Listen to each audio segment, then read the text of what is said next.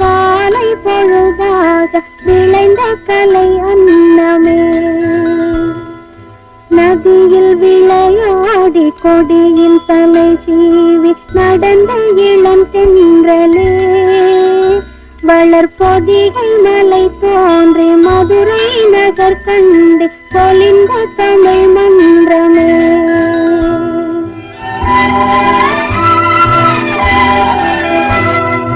மலர்ந்து மலராத பாதி மலர் போல வளரும் விழி வண்ணமே.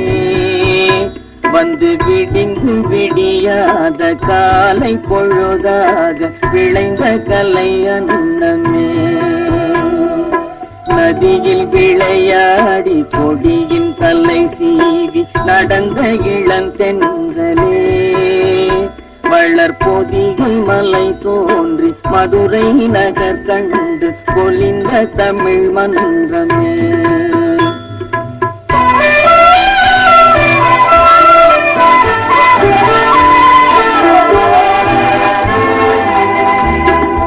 யானை படை கொண்டு சேனை பல வென்று ஆழ பிறந்தாயடா. புவி ஆழ பிறந்தாயடா. அத்தை மகளை மனம் கொண்டு இளமை வழி கண்டு வாழ பிறந்தாயடா. வாழ பிறந்தாயடா. அத்தை மகளை மனம் கொண்டு இளமை வழி கண்டு. அத்தை மகளை மனம் கொண்டு.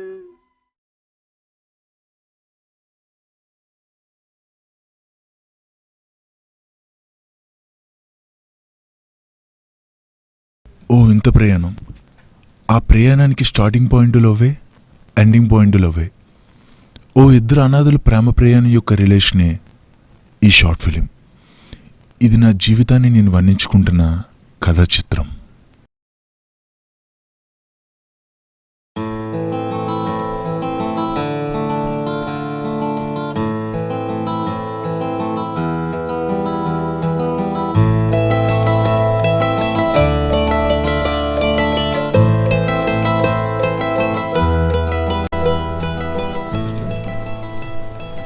మంచితనంతో కూడిన మాట, మనశ్శాంతితో కూడిన మనసు, ఇవి ఉంటే చాలు. తిరుగు లేకుండా ప్రేమిస్తాను ఏ మనిషినైనా. నేనంటూ ఈ ప్రపంచం నుంచి ఏమీ ఆశించను, ఒక్క స్వచ్ఛమైన ప్రేమ తప్ప.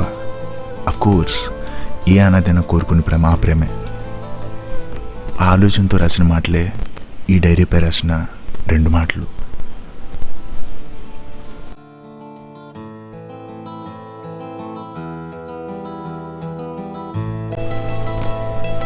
నా కథ మొదటి రోజు.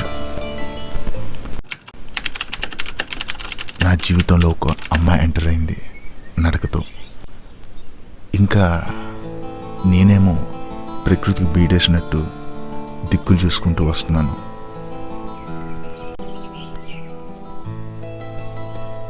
అంతలోనే సైకిల్ మీద చూసుకోకుండా తనని క్రాస్ చేస్తూ బ్యాలెన్స్ తప్పి కింద పడ్డాను. తను నన్ను లేపింది. ఆ క్షణం లేచింది నేను కాదు, నా మనసు.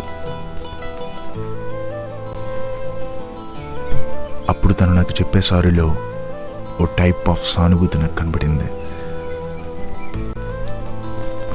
ఎందుకో నేను మాట్లాడుతున్న మాటలకి నా మనసు ఇబ్బందిగా ఫీల్ అవుతున్నట్టు, దానినే మైకమంటారన్నట్టు ఓ బ్యాక్గ్రౌండ్ వాయిస్ చెప్పింది.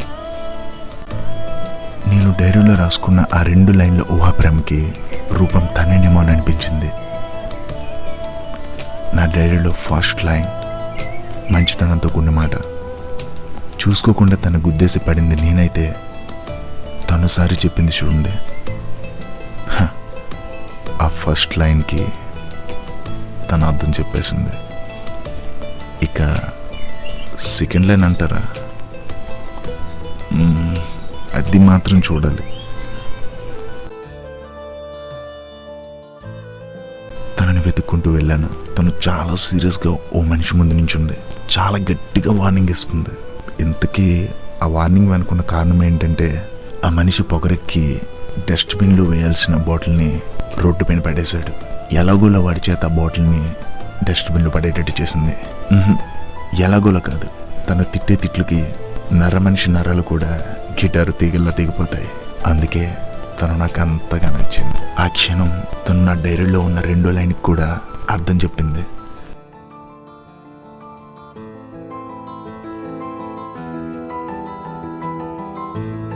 నాకు హెల్ప్ చేసే వాళ్ళెవ్వరికైనా థ్యాంక్స్ చెప్పడం అలవాటు. డైరీలో రాసుకున్న క్యారెక్టర్కి డైరెక్ట్గా ప్రాణం పోసి తీసుకొచ్చిన ఆ దేవుడికి ఫస్ట్ థ్యాంక్స్ చెప్తాను.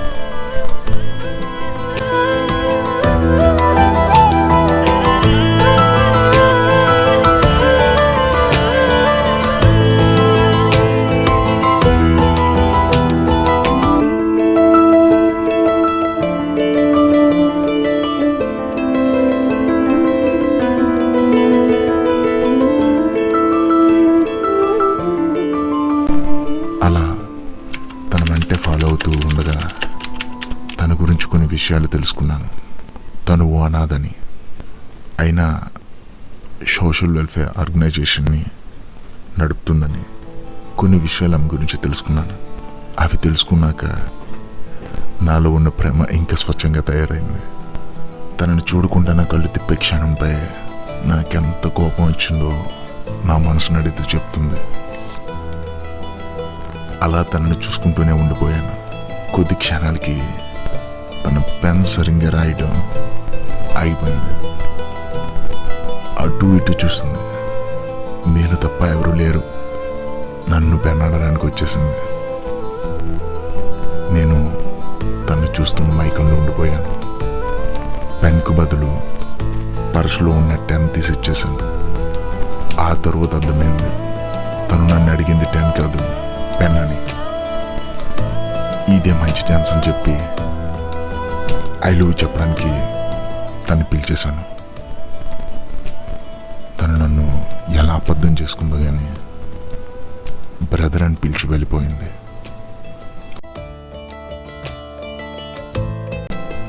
ఇది వినడానికి చాలా కామెడీగా అనిపించవచ్చు, కానీ నేను చాలా ప్రేమగా ప్రేమించాను.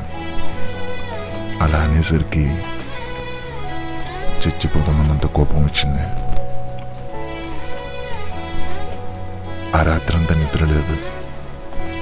తన గురించి ఆలోచన పిచ్చికినట్టు అనిపించింది. ఎంతగా ప్రేమించాను, ఇంత కూడా అర్థం చేసుకోలేనందుకు చాలా బాధపడ్డాను.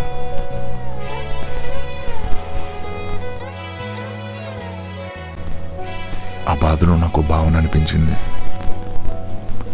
అయినా నేను ఆ అమ్మాయిని ప్రేమించింది కూడా ఓ స్వచ్ఛమైన ప్రేమ కోసం కదా, ఆమె శరీరం కోసం కాదు కదా.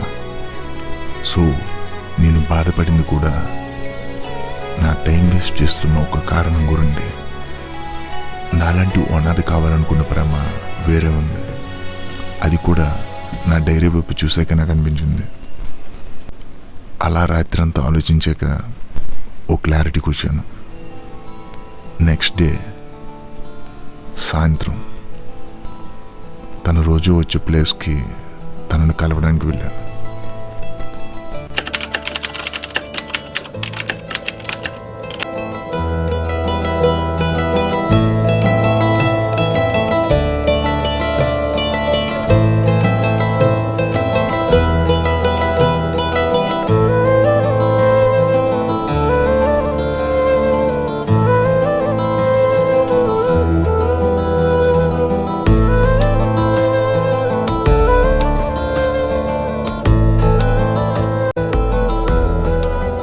ఒక్క నిమిషం. ఈ లెటర్ చదవండి. నో అంటే నోరు మూసుకుని వెళ్ళిపోతాను.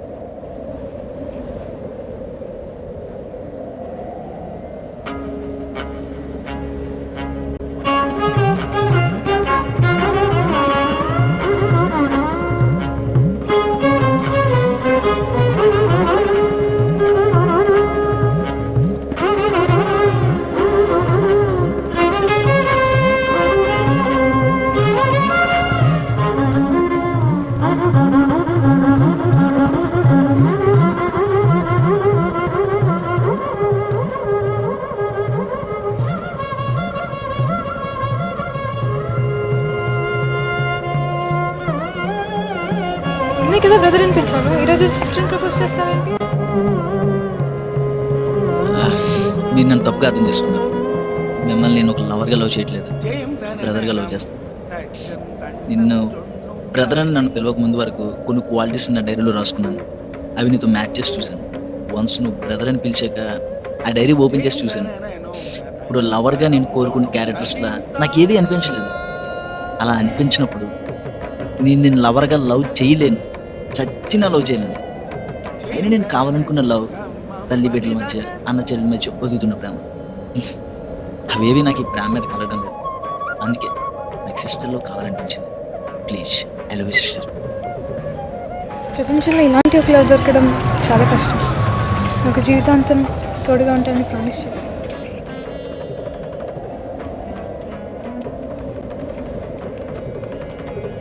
నిన్నటిదాకా నేను ఒక అనాథని, నేడు నీ ఆనందాన్ని, నన్ను నమ్మే చెల్లి దొరకడం నా అదృష్టం.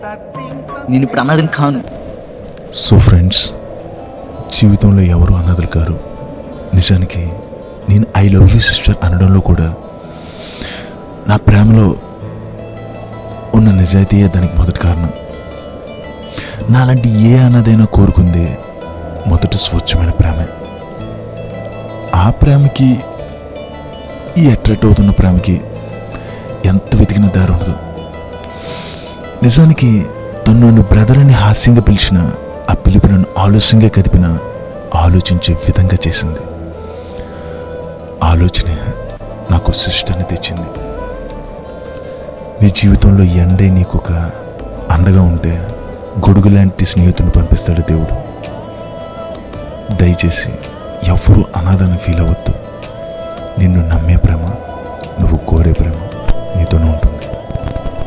కాబట్టి నువ్వు అనాథ కావు. రైట్.